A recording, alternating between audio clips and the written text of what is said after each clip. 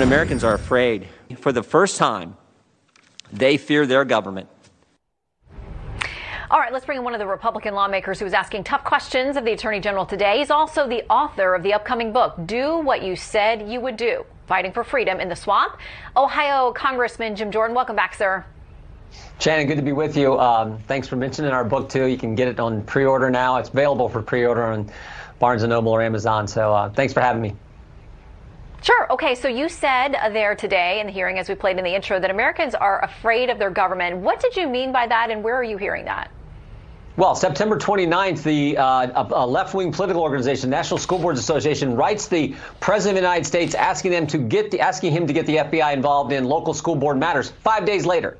5 days later, the Attorney General of the United States does just that. And in the opening line of his memo, he says, there's been an uptick in violence and harassment and threats to school personnel. I asked him today in the hearing, what data did you see that showed you that there was an uptick in this harassment or violence or threats? What was the basis for that? What information did you have? I had the school board's letter. So you get a political organization writing a letter, and the Attorney General takes action on just that.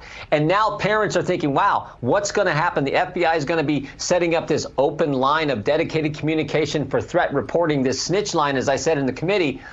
This is a chilling impact I think this is going to have on Americans' First Amendment protected speech and what goes on at our school board meetings. So I think that's what scares Americans so much. You mentioned the memo that came in from the School Board Association, and then very quickly after that, the DOJ got involved with this plan that they've rolled out to have communication, to monitor threats, those kinds of things. The Federalist, among other groups, is reporting that there was actually communication before that memo came in from the National School Board.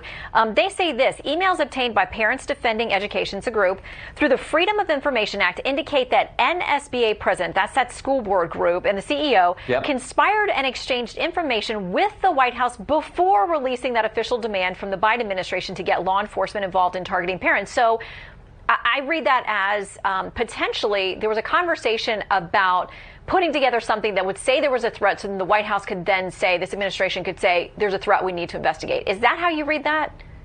Totally how I read it. I didn't know that had happened for sure. We had heard reports that there was some talk of this and this FOIA request with emails that they had obtained. But it doesn't surprise me. Again, when the turnaround is this rapid, the president gets a letter. 5 days later, the Attorney General takes action and does exactly what the political organization asked the president to do. You don't think there was coordination on the front end before all that started? Seems likely to me, and this seems to be what this FOIA request has now uncovered. So, yeah, that doesn't surprise me a bit because it's part of the pattern. Remember, President Biden criticized the Georgia election law. A few months later, Merrick Garland sued the state of Georgia. President Biden criticized the Texas pro-life law. 8 days later, the Attorney General of the United States, Merrick Garland, sues Texas. The school board sends a letter to the president. 5 days later, we get the action that we talked about today in the hearing where the Attorney General's office is now, Justice Department is going to go after parents at school board meetings. This shows how political everything has become for this administration. Well, we've got some new Fox News polling out. Interestingly enough, we'll put this up quickly about what parents are worried about, what voters and people are worried about when it comes to schools.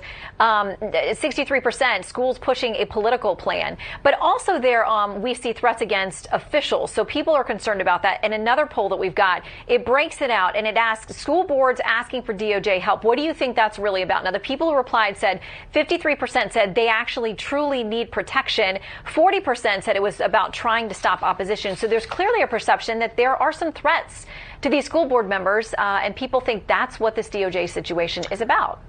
I don't think that's what it's about. And if there are real threats and real things, that is wrong. And people who do those kind of things should be held accountable. But that's a local police matter. I mean, one of the questions I didn't get to ask the Attorney General was, have local police asked for the FBI's involvement and FBI's help in dealing with school board matters and local school board meetings? My guess is the answer to that question is no, but the FBI and the Justice Department doesn't seem to care. So if people do wrong, of course they need to be held accountable. But remember what's going on here.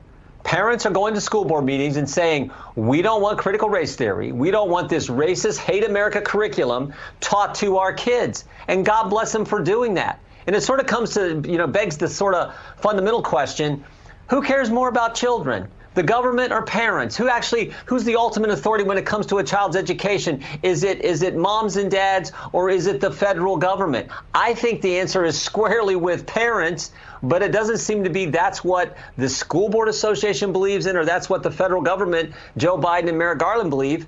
So that's the problem there, and I think that's what has parents so concerned.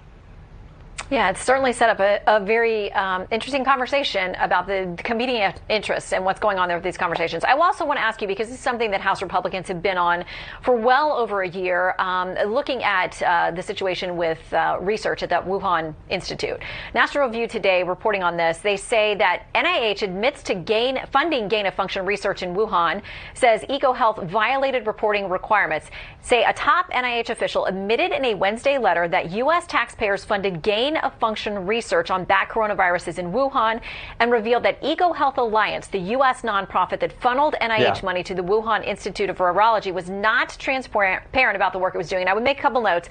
I don't think the letter ever uses gain-of-function. There are experts out there who say essentially what they were saying equates to that. And they also say there was no link to this, the coronavirus that causes COVID-19, but some admissions there that seem like information we haven't had before. Yeah, well, how do they know? First of all, how do they know there was no link? I mean, come on, they got it wrong. Back in July, we sent them a letter. They responded to us and said no gain of function was going on. This wasn't happening at this Institute of Virology in Wuhan, China. And now here we are 2 months later, and shazam! Oh, different story. They were doing gain of function. They weren't being square with us, is what the NIH is telling us about EcoHealth. And you couple all that, Shannon, with what they've already told us, what they've already misled us about. Remember, on January 31st, 2020, Dr. Fauci gets an email from Dr. Christian Andersen, and the email says at 10:32 p.m. at night, the email says, virus looks engineered, virus not consistent with evolutionary theory. That is a fancy way of saying this thing started in a lab. But for the last year and a half, Dr. Fauci has downplayed that and said, no, it wasn't from a lab. It was a bat to a pangolin to a hippopotamus to Joe Rogan, and then we had this terrible thing happen all over the world. That makes absolutely no sense. And what they tried to tell us in July made absolutely no sense either. So I think the real big question here is, when did Dr. Fauci find this out? And when he gave his answers to Senator Paul in the committee, did he already know what NIH reported to us today? And if so, then he wasn't being square with the American people and wasn't being honest with Senator Paul in his response. Maybe you all will have him back to the Hill. I think we'd all be very interested and tune in. Congressman Jordan, thanks always for your time. You bet, Shannon. Thank you.